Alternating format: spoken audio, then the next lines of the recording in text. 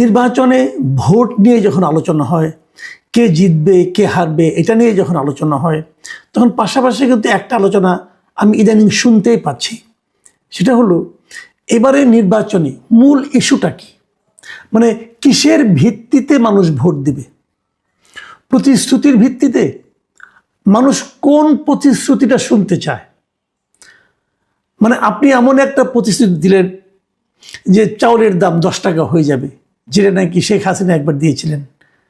আপনি প্রতিশ্রুতি দিলেন সবার বাসায় প্রয়োজনীয় খাদ্য সামগ্রী পৌঁছে যাবে, যেটা বাস্তবায়ন করা কোনো সরকারের পক্ষে সম্ভব কিনা আমি জানি না। আপনি প্রতিশ্রুতি দিলেন সবাই বিদ্যুৎ ফ্রি পাবেন। এর চেয়ে ভালো কিছু আছে? এর চেয়ে ভালো কিছু নাই। কিন্তু কথা হলো এগুলি কি বাস্তবায়ন করা সম্ভব কিনা, এগুলোর পেছনে কত টাকা লাগবে, যত টাকা লাগবে তত টাকা এই সরকার সংগ্রহ করতে পারবে কিনা। বেতন বাড়ানোর প্রতিশ্রুতি দেওয়া হয়েছে, এবার অল পে কমিশন ঘোষণা করা হয়েছে, সবার সরকারি কর্মচারীদের বেতন ডাবল হয়ে গেছে। আগামীতে যে সরকার আসবে তারা কি সেই টাকাটার সংস্থান করতে পারবে? কোথেকে দেবে এই টাকা? কাজেই যে সমস্ত প্রতিশ্রুতির পেছনে অর্থের একটা সম্পর্ক আছে সেগুলো নিয়ে বেশি আশাবাদী না হওয়াই ভালো। আমি বরং যেগুলির পেছনে অর্থের কোনো সরাসরি অর্থ বিনিয়োগের অথবা অর্থ সংগ্রহের অথবা অর্থ প্রদানের কোনো সম্পর্ক নাই তেমন দু একটা ঘটনা বলি, যেগুলো নাকি আমাদের সাধারণ মানুষরা অর্থাৎ সাধারণ ভোটাররা সরকারের কাছ থেকে পেতে চায়। এখন সরকারে কে যাবে আমরা জানি না, সরকারি যেহেতু কে যাবে আমরা কনফার্ম না, সেহেতু যারা সরকারে যেতে চান সেই দলগুলোর কাছ থেকে পেতে চায়। সেগুলো যদি আমরা একটা তালিকা করি, আমরা বিভিন্ন সময় তালিকাগুলি তুলে ধরবো।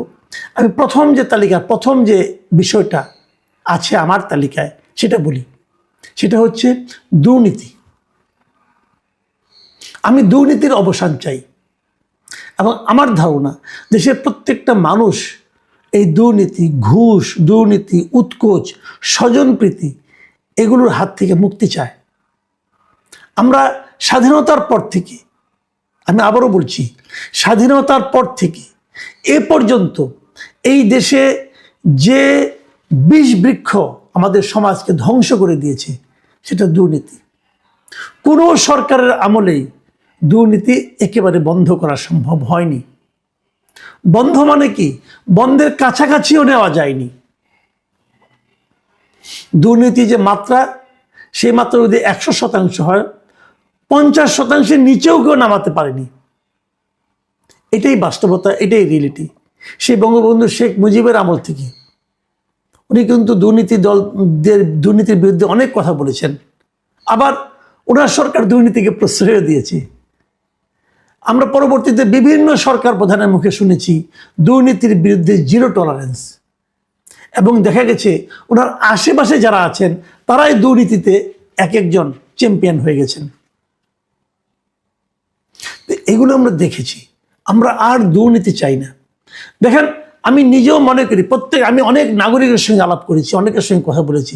আমি কিন্তু এখনও, আপনারা যারা আমাকে চিনেন জানেন, তারা জানেন আমি কিন্তু এখনও রাস্তা দিয়ে, ফুটপাথ দিয়ে হাঁটি, প্রচুর হাঁটি। আমি ফুটপাথের ক্ষুদ্র ব্যবসায়ীদের জিজ্ঞাসা করেছি তারা কি চায়। অনেকের সঙ্গে আমার এমনিও মানে টুকটাক কেনাকাটা করতে গেলে আমি জিজ্ঞাসা করি, আলোচনা করি। ফুটপাথের ব্যবসায়ীদের বক্তব্য হলো ফুটপাথে বসতে তাদের, আমি যে রেটগুলো পেয়েছি, প্রতিদিন 200 থেকে 300, 400 টাকা পর্যন্ত ফুটপাথের এই ক্ষুদ্র ব্যবসায়ীদের চাঁদা দিতে হয়। এই চাঁদা কে নেয় বলেন? কে নেয়? আগে আওয়ামী লীগ নিত, ছাত্রলীগ নিত, যুবলীগ নিত, স্বেচ্ছাসেবক লীগ নিত, এখন কে নেয়? এই চাঁদার শেয়ার কোথায় কোথায় যায় কে না জানে।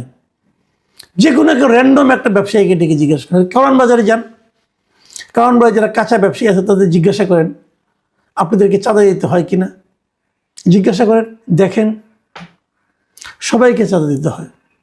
কাকে দেয় সে বলবে, আপনাকে নাম বলবে। সেই লোকটা কে? সেই লোকটার বড় ভাই কে আপনারা জানেন, খোঁজ নেন। পুলিশ জানে, সরকার জানে, রাজনৈতিক দলগুলো জানে। থামান না কেন?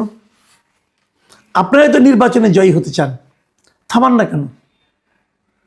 একটা কাঁচামাল, ধরেন আপনি একটা সবজি, সেটা বগুড়ার থেকে ঢাকায় আসবে, আস্তে আস্তে কত জায়গায় সেই সবজির ট্রাককে থামানো হয় এবং চাঁদা নেওয়া হয়।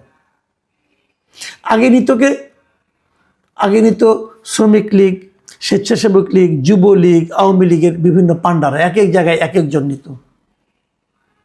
এখনো থামায়, এখনো চাঁদা নেয়। কারা নেয়? লীগ গেছে, দল আসছে, নেয় তো, থামান না কেন? এই চাঁদা আর কেউ দিতে চায় না। যে কারণে কি হয়, 40 টাকায় সবজি বগুড়া থেকে কেনা হয়, ঢাকায় আসতে আসতে তার দাম হয়ে যায় 80 টাকা। তাহলে 80 টাকাতে যে কেনে, আপনি কিনেন, আমি কিনি, আমরাই কিন্তু চাঁদাটা আসলে দেই। কারণ যারা আমদানি করে, যারা ব্যবসায়ী, সবজি ব্যবসায়ী, তারা কিন্তু লস করে ব্যবসা করে না। যে চাঁদাটা দেয় তারা, সেই চাঁদাটা মুনাফা সহ আমাদের মতো প্রান্তিক গ্রাহকের কাছ থেকে তারা নিয়ে নেয়। আমরা এই চাঁদাবাজির অবসান চাই।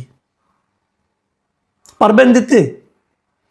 তারেক রহমান বলেছেন দুর্নীতির টুটি চেপে ধরা হবে। শুনে আশাবাদী হয়েছি। পারবেন? বলেছেন, বলা সহজ, করে দেখান, এখনই করে দেখান। দেশে যত চাঁদাবাজি হয়, আমি যদি রাজনৈতিক দলের কথা বলি, রাজনৈতিক দলের যত চাঁদাবাজি হয়, আমি নিশ্চিতভাবে বলতে পারি, আপনিও খোঁজখবর নিয়ে দেখেন, তার বেশিরভাগ করে বিএনপি, তার অঙ্গ সংগঠন অথবা বিএনপির নামধারী ব্যক্তিরা। খোঁজ নেন, থামান, থামিয়ে দেখান যে আপনি টুটি চেপে ধরতে পারেন। তাহলে তো মুখের কথা থাকবে,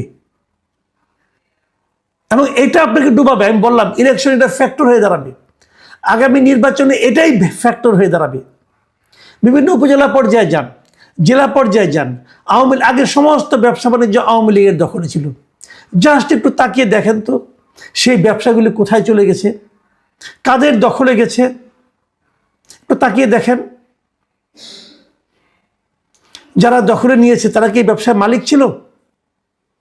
কি করে তারা ব্যবসাগুলি দখল করলো?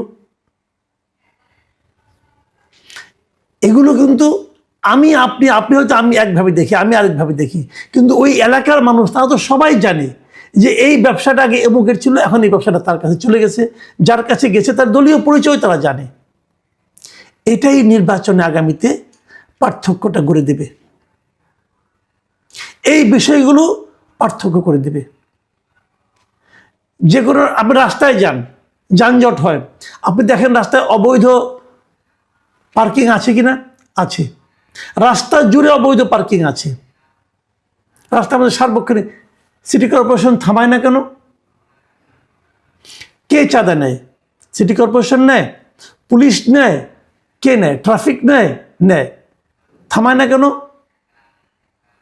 এইটা যে থামাতে পারবে, মানুষ তাকে ভোট দিবে। এবং সেই থামানোর নমুনাটা যে দেখাতে পারবে, দেখাতে হবে নমুনাটা, যে আমি দেখাচ্ছি, যে দেখাতে পারবে, মানুষ যাকে মনে করবে যে এই লোকটা ক্ষমতায় গেলে এটা থামাতে পারবে, তাকেই মানুষ ভোট দিবে। এটাই রিয়েলিটি। আমি মাঠ পর্যায়ে ঘুরেছি, অনেকের সঙ্গে কথা বলেছি। আমি যেটা বললাম, এটা আমার ব্যক্তিগত অভিজ্ঞতা থেকে বললাম। আপনারা আলাপ করে দেখেন, নিজেদের চামচাদের সঙ্গে আলাপ করেন না। আপনার আশেপাশে যারা আছে তারা আপনাকে খুশি করার জন্য কথা বলে। আমি এটা তারেক রহমানকে বলছি, আমি ডাক্তার শফিকুর রহমানকে বলছি। আপনাদের আশেপাশে আপনারা যাদের সঙ্গে কথা বলেন, তারা আপনাদেরকে খুশি করার জন্য কথা বলে। মানুষের কাছে যান, খবর নেন। প্রত্যন্ত অঞ্চলের খবর পাওয়া কঠিন ব্যাপার না। পত্রপত্রিকাগুলি দেখেন, তাও হবে। পত্রপত্রিকা খুলে আমরা তো সাধারণত ফ্রন্ট পেজ দেখি, ফ্রন্ট পেজ না, ভেতরের পেজ দেখেন, দেশের খবর দেখেন। ওখানে দেখতে পারবেন চাঁদাবাজি কোথায় হচ্ছে, দেখতে পাবেন অন্তর্দলীয় কোন্দল কোথায় হচ্ছে, অন্তর্দলীয় কোন্দল কি নিয়ে হচ্ছে, দখলদারিত্ব নিয়ে হচ্ছে, চাঁদাবাজি নিয়ে হচ্ছে। দেখুন, নির্বাচনে একটা কথা উঠেছে, সেটা হলো যে ঋণ খেলাপিদের কাউকে কাউকে ছাড়া হচ্ছে, কাউকে কাউকে ছাড়া হচ্ছে না। ঋণ খেলাপির প্রশ্নটা তো উঠেছে, তার মানে কি ভদ্রলোক ঋণ নিয়েছেন, হয়তো সামান্য একটা দিয়ে রিশিডিউল করে মোটামুটি একটা জায়গায় আসছেন। আপনি তো আইনের ফাঁক দিয়ে ঢুকে গেলেন, কিন্তু আসলে কি আপনার লোক ভালো? আসলে তো আপনার মতলব টাকা মেরে দেওয়া। মেরে দেওয়া নয় কি, মেরে দেওয়া, স্ট্রেট কথা। আমি উভয় দলকে বলবো, যাদের এরকম ব্যবসায়ী প্রার্থী আছে তাদেরকে বলেন নির্বাচনে বিজয়ী হওয়ার 6 মাসের মধ্যে পুরো ঋণ শোধ করতে হবে। এই খেলাপি মেলাপি রিশিডিউলের মধ্যে থাকলে হবে না। এই তাইরে নেড়ে করে এরা ব্যাংক লুট করবেন, এটা চলবে না। ব্যাংক লুটেরাদের এই দেশের মানুষ আর ভরসা করতে পারে না। যারা মিথ্যা হলফনামা দিয়ে নির্বাচনে যাচ্ছেন তাদের ব্যাপারে সতর্ক হন। মিথ্যাবাদীদের এই জাতি ঘৃণা করতে চায়। মিথ্যাবাদীদের নিয়ে দল গড়েন না, ঋণ খেলাপিদের নিয়ে দল গড়েন না, ঋণ খেলাপিদের এমপি বানায়েন না। আপনি কি করবেন জানি না, মনোনয়ন কে কে দিয়েছেন, কার সঙ্গে কি সম্পর্কের আপনাদের ব্যাপার। জনগণ দেখবেন ঠিকই সিদ্ধান্ত নেবে, জনগণ ঠিকই সিদ্ধান্ত নেবে। কে ব্যবসা করে আর কে ব্যবসা করে না, কে ব্যবসার নামে লুটপাট করে আর কে ব্যবসার নামে মানুষের সেবা করে, এগুলো মানুষ জানে। হয়তো আপনাদের চোখে ঠুলি পরিয়ে দেওয়া হয়, আপনার আশেপাশে যারা থাকে তারা হয়তো আপনাদেরকে ভুল ইনফরমেশন দেয়, কিন্তু প্রকৃত সত্যটা মানুষ জানে। মানুষ সেভাবেই কিন্তু এবার ভোট দেবে। আমি মনে করি কেবল নির্বাচনটা না, নির্বাচন পার হওয়ার পরও, নির্বাচনটা হয়ে যাওয়ার পরও একটা চ্যালেঞ্জ থাকবে। যারা নির্বাচিত হবেন, যারা সরকার গঠন করবেন, তাদের কাছে আমার রিকোয়েস্ট, এমনভাবে দুদককে পুনর্গঠন করেন যেন সরকারি দলের এমপিদেরকে, তারা সরকারি দলের লোককে এবং চাকরিরত সচিব টচিবদের পর্যন্ত দুর্নীতি তারা একটা তাদের বিরুদ্ধে মামলা করতে পারে, বিচার করতে পারে। যদি এমনভাবে দুদককে গঠন করতে পারেন তাহলে কেবল দুর্নীতি কমবে। আর তা না হলে দুর্নীতি থেকে যাবে। দুর্নীতি যতদিন থাকবে ততদিন পর্যন্ত সাধারণ মানুষের অবিশ্বাস রাজনৈতিক নেতৃবৃন্দের প্রতি, রাজনৈতিক দলের প্রতি থাকবে। এবং আমার ধারণা দুর্নীতিটাই এবারের নির্বাচন, আসন্ন নির্বাচনে একটা বড় ফ্যাক্টর হিসেবে দেখা দেবে।